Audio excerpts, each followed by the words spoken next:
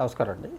ఈ మధ్యకాలంలో ఈ ఇంటి నిర్మాణంలో రేట్లు పెరిగిపోయేసరికి మెటీరియల్స్ విషయంలో చాలామంది ఆల్రెడీ కట్టి పడేసిన ఇళ్ల నుంచి కొంత మెటీరియల్ సేకరించి ఆ మెటీరియల్ మనం కొత్తగా కట్టుకోబోయే ఇంటికి ఆ మెటీరియల్స్ వాడుతున్నారు, పాత మెటీరియల్స్. ఇది ఎంతవరకు సమంజసం అని చెప్పి కొంతమంది అడుగుతున్నారు. అంటే ఇది మంచిదేనా, వాస్తు దోషమేనా ఏర్పడుతుందా అని చెప్పి తరచుగా అడుగుతుంటారు నన్ను. మనం ఏదైనా ఒక స్థలం తీసుకుని కొత్తగా ఇంటి నిర్మాణం చేపట్టే ముందు ఏ మెటీరియల్స్ అయినా కొత్తవి వాడాలి తప్పితే ఆల్రెడీ వాడేసిన ఇంటికి లేకపోతే పడేసిన ఇంటికి దాంట్లో దర్వాజాలు కానీ కిటికీలు కానీ ఇతరత్ర వేరే సామాన్లు ఐరన్ కానీ ఇంకోటి ఏ మెటీరియల్ అయినా సరే వాస్తు శాస్త్రరీత్యా మనకి కొత్త ఇంటికి వాడకూడదు. అట్లాంటి వాడినవి అని ఉంటే కూడా అవి చాలా ఇబ్బంది పరిణామాలకు గురి చేస్తారు తప్పితే మీరు ఆ ఇంట్లో సుఖశాంతులతో ఉండలేరన్నమాట. అంటే పాత ఇంటి మెటీరియల్ ఏ పరిస్థితుల్లో కూడా కొత్త ఇంటి నిర్మాణానికి ఉపయోగించకూడదు. తర్వాత కొన్ని షెడ్లు ఫ్యాబ్రికేషన్ చేస్తారు.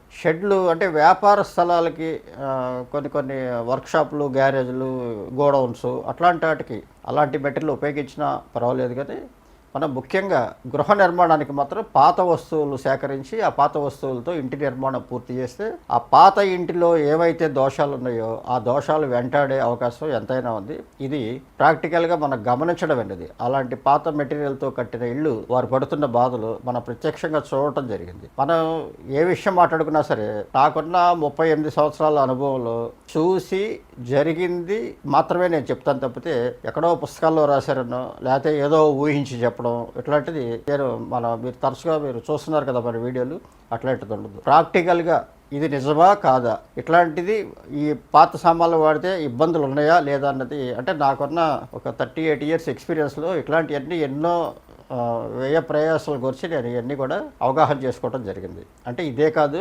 వాస్తుకు సంబంధించిన ఏ ఇష్యూ అయినా సరే నేను పూర్తిగా ఇది ఇట్లా ఉంటే ఇది దోషం ఏర్పడుతుంది, లేదు ఇట్లా ఉంటే ఇది బాగుంది అని పూర్తి అవగాహనకు వచ్చిన తర్వాత మాత్రమే మీకు విషయం నేను తెలియజేస్తున్నాను. కాబట్టి ఎట్టి పరిస్థితుల్లో పాత మెటీరియల్స్ ఏవి కూడా మీ కొత్త ఇంటి నిర్మాణానికి వాడవద్దు. నమస్కారం.